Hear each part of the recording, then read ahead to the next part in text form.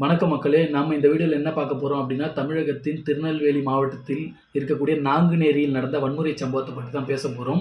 சட்ட ஒழுங்கு பிரச்சனை அப்படிங்கிறது மிகப்பெரிய அளவுல தலைவிரிச்சு ஆடுது அப்படிங்கிறது எல்லாருக்குமே தெரிஞ்ச ஒரு விஷயமாயிடுச்சு. தமிழகத்துல இது நம்ம தமிழகத்துல தான் நடக்குதா அப்படிங்கிறது நம்ம தமிழ் மக்களால நம்பவே முடியல. இந்த மாரி சம்பவங்கள நம்ம பிற மாநிலங்கள்ல, உலக அளவுல பிற நாடுகள்ல நடக்கக்கூடியத நம்ம கேள்விப்பட்டிருப்போம். நியூஸ்ல பார்த்து அத பார்த்து ஷாக் ஆயிருப்போம். ஐயோ! இந்த மாரி சம்பவம்லாம் நடக்குதா? எப்படிதான் இந்த மாரி ஒரு பொது இடங்கள்ல பாதுகாப்பு இல்லாம வன்முறைகள் நடத்தப்படுது, துப்பாக்கி சூடு நடத்தப்படுது, ஆயுதங்கள் பயன்படுத்தப்படுது, போதைப் பொருட்கள் பயன்படுத்திட்டு பொதுமக்கள தாக்குறாங்க. அப்படிங்கிற இது போன்ற பல விதமான வன்முறை சம்பவங்கள பல மாநிலங்கள்ல, பல நாடுகள்ல நம்ம பார்த்திருப்போம். இது வர வர தமிழகத்துல நம்ப நாட்டுல, தமிழ்நாட்டுக்குள்ள தமிழ் மக்களுடையக்கு இடையில இது போன்ற பிரச்சனைகள் நடக்குது அப்படிங்கிறது நம்மளால இன்றளவுல ஏற்றுக்கொள்ளவே முடியாத ஒரு பயமுறுத்தக்கூடிய ஒரு பயங்கரமான சம்பவமா இருக்கு. இப்போது ஆளக்கூடிய திமுக ஆட்சியில இந்த வன்முறை சம்பவங்கள் அதிகமா இருக்கு அப்படிங்கிறது இந்த அரசியல் விமர்சகர்கள் மற்றும் எதிர்க்கட்சியினர் மற்றும் பொதுமக்களுக்கு இடையேயான இந்த பேச்சுவார்த்தை அதிகமா இருக்கு. அதற்காக இந்த சட்ட ஒழுங்கு பிரச்சனையை சரி பண்ணவே முடியாதா? சட்ட ஒழுங்கு பிரச்சனையை சரி பண்ண முடியும். முதல்ல இது போன்ற வன்முறை சம்பவங்கள் குறைக்கப்படணும். அதாவது பொது இடங்களில் நடத்தப்படக்கூடிய இது போன்ற வன்முறை சம்பவங்கள் குறைக்கப்படணும். இப்போ நாங்குநேரியில் நடந்த சம்பவத்துக்கு நம்ம வந்துருவோம். நாங்குநேரியில அந்த 6 பேர்லேருந்து 7 பேருக்கு மேலாக 9 பேருக்கு உள்ளாக நபர்கள் இருசக்கர வாகனங்கள்ல ஒரு காட்டு பகுதியிலேருந்து வந்தாங்க அப்படின்னும், அவங்க போதையில இருந்ததாகவும், அவங்க பொதுமக்களுக்கு மேலான எந்த விதமான காரணங்களும் இன்றி வன்முறையை ஏற்படுத்தினாங்க. ஆயுதங்கள், அரிவாள் போன்ற ஆயுதங்களால தாக்குனாங்க அப்படிங்கிறத செய்தியாக்கப்பட்டிருக்கு. அது மட்டும் இல்லாம ஒரு அ பேச முடியாத ஒரு ஊனமுற்ற ஒரு நபரையும் தாக்கியிருக்காங்க அப்படின்னும், அதுக்கு அப்ப அருகாமையில இருந்த ஒரு டீ கடையில இருந்த அந்த டீ போடக்கூடிய மாஸ்டர், அங்க டீ குடிக்க வந்தவங்க, அப்புறம் பொதுவான ஒரு நபர்ன்னு தலையில அருவாளால வெட்டியிருக்காங்க. தொடர்ந்து இது போற வன்முறை சம்பவத்த அடுத்தடுத்த பகுதியில நடத்திட்டே போயிருக்காங்க. இதுல பாதிக்கப்பட்ட 9 நபர்கள் பாதிக்கப்பட்டிருக்காங்க அப்படின்னு சொல்றாங்க. 2 நபர்கள் செத்தே போயிட்டாங்க. அதாவது மரணமே அடைஞ்சுட்டாங்க. அப்போ இது காரணம் இல்லாமல், அதாவது எந்த விதமான முன்விரோதம் இல்லாம, சாதிய அடிப்படையில் இல்லாம, அல்லது சொத்து தகராறு இல்லாம, இது ஒரு காரணம் இல்லாத ஒரு வன்முறை சம்பவமாக நடந்திருக்கு அப்படிங்கிறது செய்தியாளர்கள் இன்று வரைக்கும், இந்த நிமிஷம் வரைக்கும் பதிவு பண்ணியிருக்கிறாங்க. ஆனா என்னுடைய கருத்து, என்னுடைய சிந்தனை என்ன சொல்லுது அப்படின்னா, ஏதோ ஒரு பின்புலன் இல்லாம, அதாவது போதை அடிப்படையில ஒரு சம்பவம் நடந்தாலும், ஏதோ ஒரு பின்புலன் இல்லாம ஒரு வன்முறை சம்பவம் நடத்தப்படாது. இதற்கு பின்பு ஏதேனும் முன்விரோதங்கள் இருக்கிறதா? அல்லது சாதிய பின்புலன் இருக்கிறதா? அல்லது வேறு ஏதேனும் சொத்து தகராறு இருந்திருக்கிறதா? அல்லது ஏதேனும் 2 கோஷ்டிக்கு இடையேயான பிரச்சனைகள் இருந்து அந்த கோவத்தை காட்டுற விதமா பொதுமக்களின் மீது இந்த வன்முறை சம்பவம் நடத்தப்பட்டிருக்கா? அப்படிங்கிறத இதுக்கப்புறம் விசாரணை அடிப்படையில தகவல்கள் வெளிய வர வர நம்ம தெரிஞ்சுக்கலாம். ஆனா எனக்கு என்ன ஒரு டவுட்டா இருக்கு அப்படின்னா, தமிழ்நாட்டுல நம்ம தமிழகத்துல வெளிப்படையாகவே போதைப் பொருட்கள பயன்படுத்திட்டு வன்முறை செய்யக்கூடிய அந்த சம்பவங்கள் இப்போது டீனேஜுக்கு நடுவுல, அதாவது இளைஞர்கள்ல இருந்தே இந்த சம்பவம் அதிகமாயிருக்கு. இவ்ளோ தைரியம் வர்றதுக்கான காரணம் என்ன? அப்ப காவல்துறை தமிழகத்துல என்னதான் பண்றாங்க? போலீஸ் டிபார்ட்மெண்ட் என்னதான் பண்றாங்க? இல்ல போலீஸ் டிபார்ட்மெண்ட்ல அவங்களுக்கு ப்ராப்பரான ட்ரெய்னிங் குடுத்து, அவங்களுக்கு வெப்பன் பயன்படுத்துறதுக்கான அந்த ஆயுதங்கள பயன்படுத்துறதுக்கான எல்லா ட்ரெய்னிங்களையும் குடுத்து, அ அவங்க அந்தந்த மாவட்டங்கள்லயும், அந்தந்த காவல் நிலையங்கள்லயும் பணியமர்த்தப்படுறாங்க. அப்ப அவங்களுக்கு என்னதான் வேலை கொடுக்கப்படுது? இல்ல காவல்துறையினர் சரியா இருந்து, இவர்களை ஆளக்கூடிய ஆட்சியாளர்கள் சரியில்லையா? அப்படிங்கிறது பல முனைகள்ல இது போன்ற கேள்விகளை எழுப்பப்பட வேண்டியதா இருக்கு.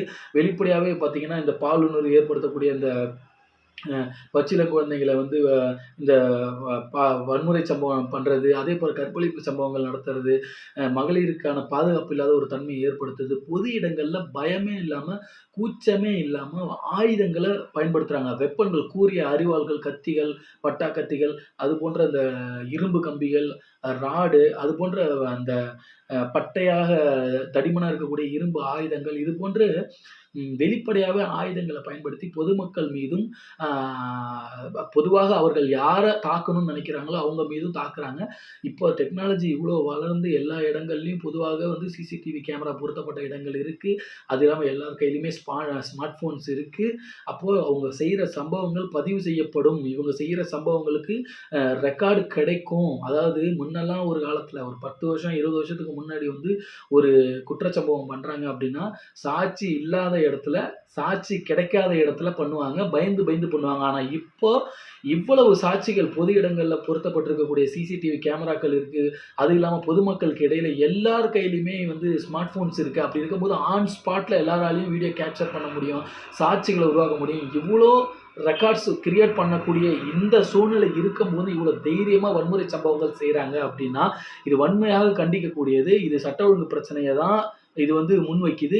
அப்போ ஆளும் கட்சியினர் காவல்துறையை முடுக்கி விட்டு காவல்துறையில் மேற்கொண்டு அதிகமான காவலர்களை நியமனம் செஞ்சு காவல்துறை அந்த காவல் நிலையங்களினுடைய அந்த ரோந்து செல்லக்கூடிய பணியாக இருக்கட்டும், காவல்துறையினர் எங்கெல்லாம் பொதுமக்களுக்கு அச்சுறுத்தும் விதமான சாலை சந்திப்புகள் அல்லது அந்த இருட்டடிக்கப்பட்ட இடங்கள், மாலை வேலைக்கு அப்புறம் மிட்நைட்லேருந்து ஏர்லி மார்னிங் விடியறதுக்குள்ளார நகராட்சி பகுதிகளில் ஹைவேஸ் அந்த ரோட்ஸ் கிட்ட எங்கெல்லாம் பொதுமக்களுக்கு அச்சுறுத்தும் விதமாக இருக்கக்கூடிய இடங்கள்ல காவல்துறையினர் தொடர் ரோந்து பணியில் இருப்பதற்கும் அவர்கள் ஆயுதம் ஏந்திய காவலர்களாக இருப்பதற்கும் அதற்கும் மேலாக ஏதேனும் பொதுமக்கள் மீதான வன்முறை சம்பவங்களை ஏதேனும் சமூக விரோதிகள், ரவுடிகள் அல்லது ஏதேனும் ஒரு வயலன்ஸ் ஏற்படுத்தக்கூடிய நபர்கள் ஏற்படுத்தும் போது அந்த சம்பவம் கட்டுக்கு அடங்காமல் போகும்போது அவர்கள் மீது துப்பாக்கி சூடு நடத்தவோ அல்லது அந்த இடத்துல தற்காப்புக்காக அவர்களை எதிர்த்து சண்டையிடும் போது அவர்களுக்கு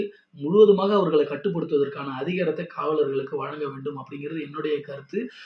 அது மட்டும் இல்லாமல் இந்த சட்ட ஒழுங்கு பிரச்சனை, போதை கட்டுப்பாடு, இளைஞர்களுக்கான ஒரு விழிப்புணர்வு ஏற்படுத்தும் விதமாக இந்த போதை மறுவாழ்வு மையங்களை அதிகப்படுத்துறது, அது மட்டும் இல்லாமல் பெண்களுக்கு மிக மிக மிக மிக பெரிய அசிங்கப்படக்கூடிய தலைக்குனிவான ஒரு பிரச்சனை தமிழ்நாட்டில் இன்னைக்கு இருக்கிறது என்னன்னா, இந்த பெண்களுக்கு பாதுகாப்பு இல்லாத தன்மை. மற்ற மாநிலங்களில் மற்ற நாடுகளில் இது போன்ற பிரச்சனைகள் எப்படி நடக்குது அப்படிங்கிறது ஒரு பிரச்சனை கிடையாது. ஆனால் நம்ம தமிழ்நாட்டில் கலாச்சாரத்தின் அடிப்படையில் தமிழக மக்களுக்குன்னு ஒரு ஒரு தனி வாழ்வியல் முறை இருக்கு. ஆனால் நம்ம நாட்டில் இப்படி நடக்குது அப்படிங்கிறது நம்மளால ஏற்றுக்கவே முடியல.